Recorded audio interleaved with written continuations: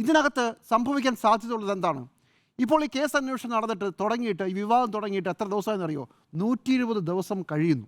120 ദിവസം കഴിയുകയാണ് ഇത് ഈ വിവാദത്തിൻ്റെ പ്രധാനപ്പെട്ട ഭാഗത്തിലേക്ക് കടന്നിട്ട്. സ്വർണം എവിടെ പോയി എന്നറിയില്ല, എത്ര സ്വർണം പോയി എന്നറിയില്ല, ആ സ്വർണം എവിടെ ഉണ്ടെന്നറിയില്ല.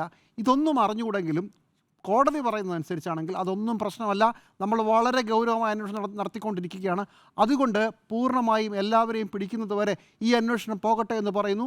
പ്രതികൾക്കെല്ലാവർക്കും ജാമ്യം കിട്ടുന്നതിൽ ഒരു കുഴപ്പമില്ല എന്ന് കോടതി പറഞ്ഞു കഴിഞ്ഞു. അപ്പോഴാണ് അന്വേഷണ സംഘം മറ്റ് വിഷയങ്ങളിലേക്ക് കടക്കുന്നത്. ഈ ഘട്ടത്തിൽ എന്തിനായിരിക്കും അടൂർ പ്രകാശിനെ വിളിച്ചു വരുത്തിയത്? 2-3 സാങ്കല്പികമായ സാധ്യതകൾ പറയാം.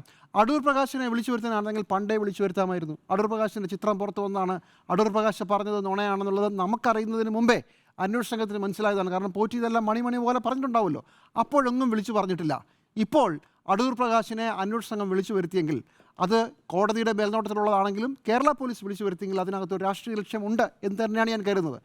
എന്നാണ് UDF യാത്ര തുടങ്ങി 2-ാം ദിവസം UDF കൺവീനർ 2.5 മണിക്കൂർ ആ പോലീസ് ആസ്ഥാനത്ത് ചോദ്യമുനയിൽ നിൽക്കുകയാണ്. രാഷ്ട്രീയമായി വളരെ വലിയ ഡിഫൻസിലായിപ്പോയി UDF. അങ്ങനെ ഒരു വഴിമരുന്ന് ഇട്ടുകൊടുത്തത് അടൂർ പ്രകാശ് ആണെന്ന് ഇരിക്കെ തന്നെ ഇങ്ങനെയൊരു അടൂർ പ്രകാശിനെയും UDF കെണിയിലാക്കാൻ തന്നെ ആയിരിക്കണം ഇദ്ദേഹത്തെ വിളിച്ചു വരുത്തിയത്. അടൂർ പ്രകാശിന് മറ്റെന്തെങ്കിലും ബന്ധമുണ്ട് എന്ന് തെളിവില്ലാത്ത സ്ഥിതിക്ക് തൽക്കാലം അങ്ങനെ ഇല്ല എന്ന് കരുതാനാണ് എനിക്കും ആഗ്രഹം. ഇതുവരെ തെളിവൊന്നുമില്ല, തെളിവ് പുറത്തു വരട്ടെ. പക്ഷേ അടൂർ പ്രകാശിനെ ഇതുവരെ വിളിക്കാതിരുന്നതും അടൂർ പ്രകാശിനെ ഇപ്പോൾ വിളിച്ചതും ഒരു രാഷ്ട്രീയമായ നീക്കം തന്നെയാണ്.